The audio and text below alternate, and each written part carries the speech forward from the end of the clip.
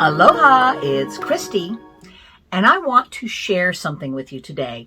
I like it when I create like a little video where you can kind of look over my shoulder and I either show you something that I'm making or I explain about something that I've made. I like it because I really like sharing my process, I like sharing my art, and I like giving you sort of little inside glimpse into my head. Not only how I handle materials as an artist, in case that's either interesting to you as a person who likes art or someone who creates themselves. You might pick up some pointers from that. But it's just a fun way, I feel like, to connect with what goes through my head and out my hands and into you guys. So today I wanted to share with you one of my most favorite pieces that I've ever made and just kind of tell you a little bit about it. Does that sound like fun? Okay, come on. Here's the piece. Now, I love everything about this piece. Have you ever had that creation that you make where everything about it worked out just right? I mean, usually when I make something, I like what I make, but it'd be like, oh, I could have done that a little bit better, or that's okay, but next time I'll do whatever. This one, I look it over and it's like there's not anything about this one I would change, which is a really great feeling. But let me just break it down for you and tell you what's going on here. First of all, some of the technical parts. This is put onto a wooden canvas, and I usually always put in the hanger first because it is a real pain in the neck to try and put it on after you've got all these little sticking out bits. And I usually paint the wood. It's usually like a birch or something like that. Paint it so that it has a nice finished look. Occasionally I'll make the mosaic go all the way down on the sides, but for this one I've just painted it. Okay, so how do you prepare this? Once I've painted the sides, how do I prepare the top to add the epoxy clay, which is sticking on all these bits? I usually always put some screws in. So if you can see here, there's a couple little holes where the screws have gone through, but I put screws into the raw wood to give the epoxy clay something to anchor onto. Now it'll stick to wood, but because wood is made up of a bunch of little teeny layers, it'll stick to that top layer. So over time, if that top layer starts separating from the rest of the layers, then you have a problem with it not staying on there. But if you put some little screws into the wood, now you've got some anchors. Okay, something like this, I work a little bit at a time. So the first thing I made was this fish. This fish is also a mosaic technique, but I did it with polymer clay. So the backstory to this is I saw this sort of image in some kind of an ancient artwork. I can't remember now if it was Grecian or I came across it somewhere in Europe, but this kind of feel of the fish with this fin, the tail fin kind of sideways instead of, the way it might normally be. And I love that. I love the real arching visibility of the fin this way. And I just loved like putting a little mouth down here. I can't remember the original piece that I was inspired by, whether it had those elements or I just picked up on some of the, the overall idea of just that arching fish.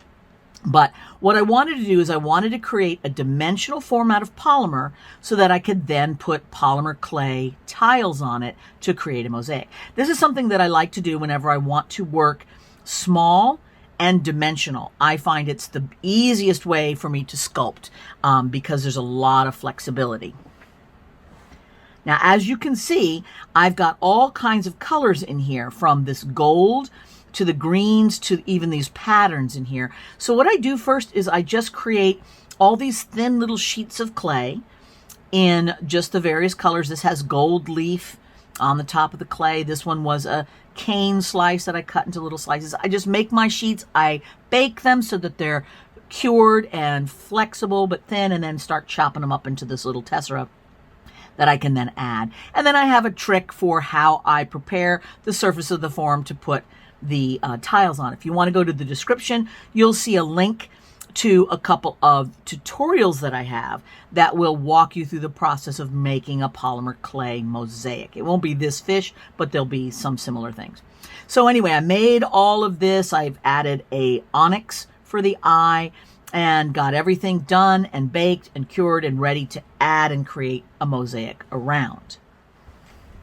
So this, to me, is when the real fun begins. So I've got the basic element, I have an idea of what I want, and I start gathering all the bits and pieces to see what goes with it. Now, I don't always know. Sometimes I'll be like, well, I'm going to know that I want some mother of pearl shell bits, and I've got some big mother of pearl buttons. Let me gather all that. And of course, tube beads, regular pearls, got that.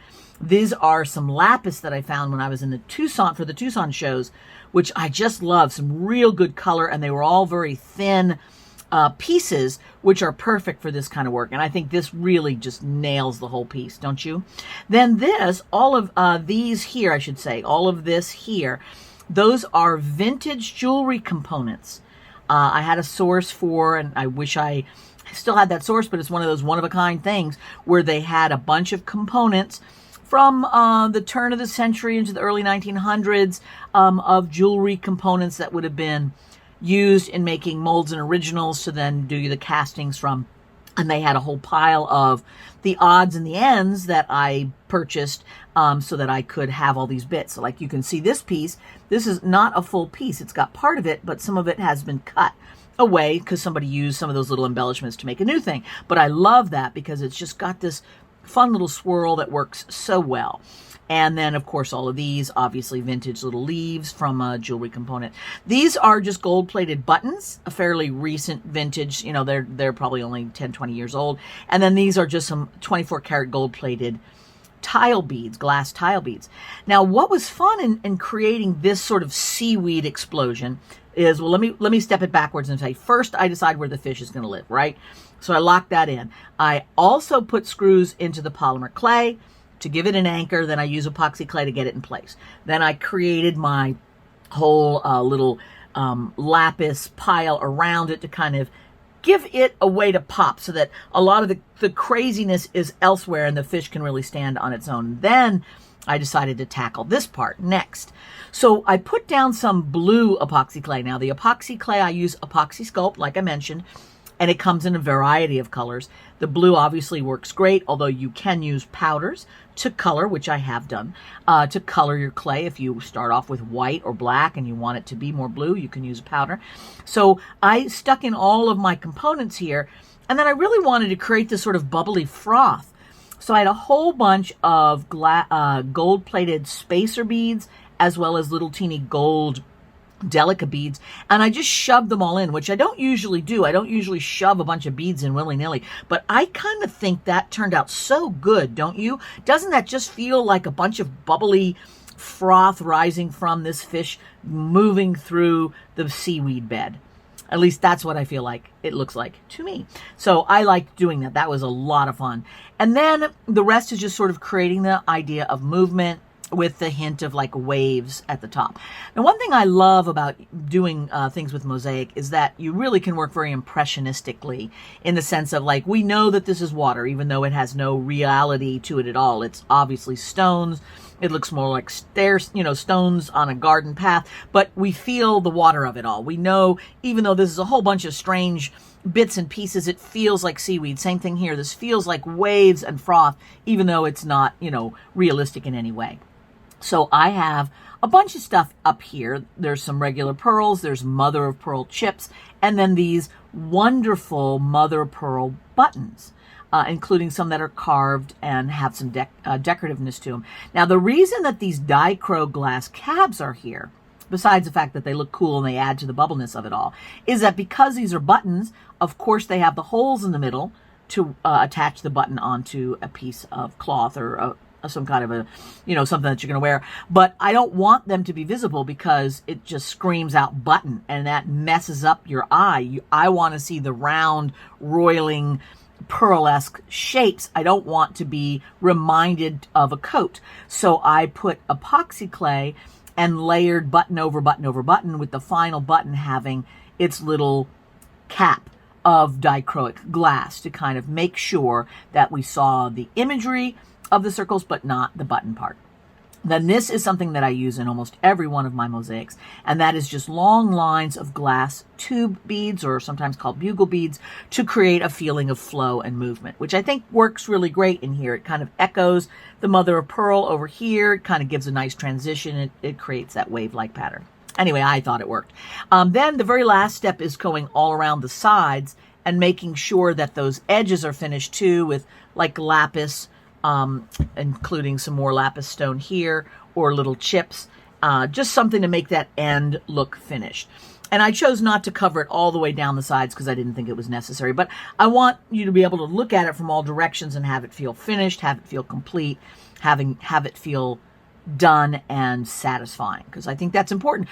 A lot of times when we get art, first thing we do is sort of flip it over, look at all the sides, want to see how it's done. And I have to say that I don't always finish my back and sides as good as I should, but I am trying to always make sure it looks good from every angle. Okay, so this is the piece. I am very pleased with it. Every time I look at it, I smile. It will be going to a new home, and I know the person who gets it will also smile. But I wanted to share with you how I went about making it, in case that inspires you, and just because it's kind of cool. That's all. Enjoy.